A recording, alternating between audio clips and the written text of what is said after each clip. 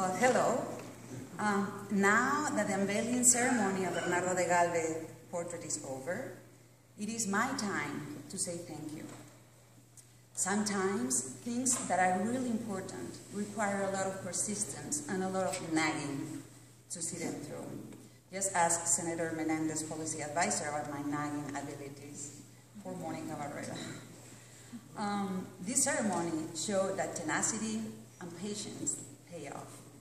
This personal journey started more than a year ago when I read an article about an unfulfilled resolution passed in 1783. This resolution agreed to accept a portrait of Bernardo de Galvez that would be placed in the room where Congress meets.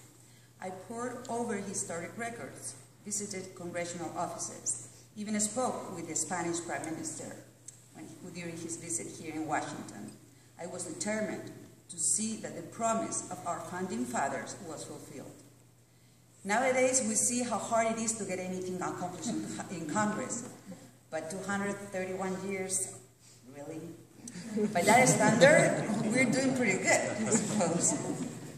As a native Spaniard and now a US citizen, I am incredibly proud to have played a role in being able to show the closeness of our two nations through this beautiful portrait of a real hero. As George Washington said, without the support of the Spanish Armada, the colonies would never have won the war against England. As an American, I'm proud because we finally are closing a very important but unfinished chapter of our country's history. We are showing too that Latinos indeed were involved before, during, and after the creation of this wonderful nation. For his bravery, the King Charles III put the words "I alone" on Galvez's coat of arms. But I can't say I alone made this day come true. Thank you, Ambassador, for all your support through my journey.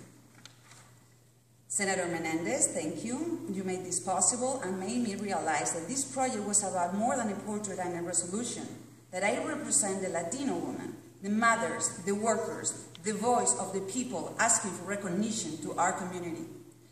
Congressman Van Hollen, thank you for your efforts on behalf of the House of Representatives. We all owe a debt of gratitude to the Asociación Bernardo de Galvez in Málaga, Spain. Without them, we would not be here today because it was his Vice President, Manuel Olmedo Checa, the truly hero of this battle. Manuel discovered the documents about the 1783 resolution, and the Asociación donated the absolutely gorgeous painting done by the artist Carlos Monserrate. I would like to acknowledge the help from the daughters and sons of the American Revolution and from the old organizations and public institutions in both sides of the ocean who represent more than 4.5 million people who wrote letters of support when I needed them the most. I want to take the opportunity to invite all of you to celebrate Independence Day in Macharabiaya, the village where Bernardo de Galvez was born. Every 4th of July, they have a reenactment of the Independence War. They raise the American flag while they sing our national anthem. There are fireworks and a big party. I invite you to go and celebrate our Independence Day in this beautiful village at the south of Spain, near the Mediterranean Sea. To my mom and my husband, Dano Clifford Jr., thank you so much for giving me the support and time I needed to make my dream come true. And finally, and I promise this is the end, I finished. To my 3 beautiful kids, Pablo, Lucas, and Lucia, I've done this for them because they represent the future. Galvez's roots are their roots too. I would love for them to use Bernardo de Galvez as an inspiration to accomplish their dreams and fight for what they think is fair and good.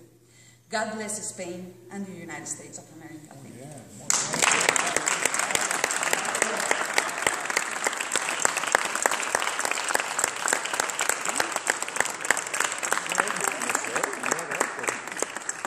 She ran for president. To the origins of Bernardo de Galvez, the Diputación Provincial of Málaga.